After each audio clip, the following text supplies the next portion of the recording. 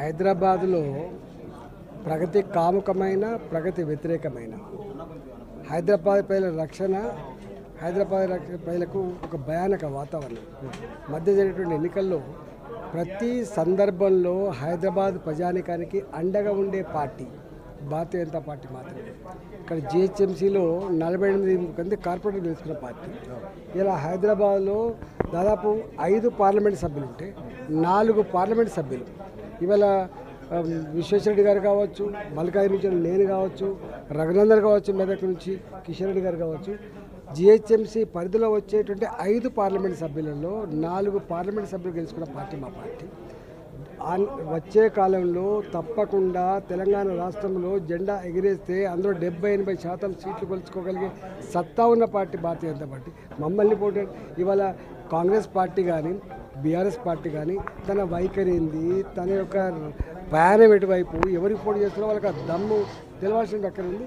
బాజాప్తా Bharatiya Janata party Hyderabad ప్రజానికాన్ని నాయకత్వం వహించే party కాబట్టి మేము ఎన్నికల్లో పోటీ చేస్తున్నాం. ఇలా కార్పొరేటర్లందరికీ కూడా అంతరాత్మ ప్రబోధం మేరకు ఓట్లు వేయాలని చెప్పుకోవచ్చు. అంటే ఇక్కడ ప్రధానంగా కాంగ్రెస్ చేస్తున్న ఆరోపణ పరోక్షంగా మీకు బీఆర్ఎస్ సపోర్ట్ చేస్తుంది ఎన్నికల్లో. బీఆర్ఎస్కు మాకేం సంబంధం అండి? ఇలా బీఆర్ఎస్ పార్టీ బొందబెట్టాల్సిందే మేం కదా.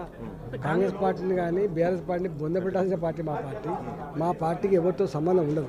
కాంగ్రెస్ బీఆర్ఎస్ ఎంఐఎం ఒకటే అనే ఒక మెసేజ్ మీరు ప్రజలకు పంపించడానికి పోటీలు నిల్చున్నారు. అంటే పోటీ అసలు ఇప్పటికే కాంగ్రెస్ పార్టీ తన నైజం 48 సంవత్సరాల తన పాలనలో, 75 సంవత్సరాల తన చరిత్రలో ఇవాళ మనం చూస్తూ ఉన్నాం. వాళ్ళ అపీజ్మెంట్ పాలసీ తప్ప వాళ్ళ యొక్క నికృష్టమైన పద్ధతే ఈ దేశానికి ఇన్ని రకాల సమస్యలు తెచ్చిపెట్టిన విషయం తెలిసేనే కదా. ఇవాళకి కూడా వాళ్ళ మీద డిపెండ్ అనేది నేను చెప్పాల్సి అక్కర్లేదు. పార్లమెంట్లో వాళ్ళు కలిసి చేస్తున్న పద్ధతే దాని సజీవ సాక్ష్యం. ఇవాళ తెలంగాణలో వక్ చట్టం ప్రకారంగా లక్షల మంది ప్రజానికం బాధపడుతూ ఉంటే ఆ ప్రజల సమస్యను పరిష్కరించడానికి భారతీయ జనతా పార్టీ ప్రయత్నం చేస్తే వక్ చట్టానికి కూడా మద్దతు ఇచ్చిన పార్టీ, అంటే దానికి వ్యతిరేకంగా మాట్లాడే పార్టీ కాంగ్రెస్ పార్టీ. ఇంతకంటే ఎక్కువ ఏం కావాలండి? బట్ ఇప్పుడు ఎన్నికలు పక్కన పెడితే నెక్స్ట్ జిహెచ్ఎంసీలో ఖచ్చితంగా బీజేపీ పీఠాన్ని అధిరోహిస్తుందని మీకు కాన్ఫిడెన్స్ ఉందా?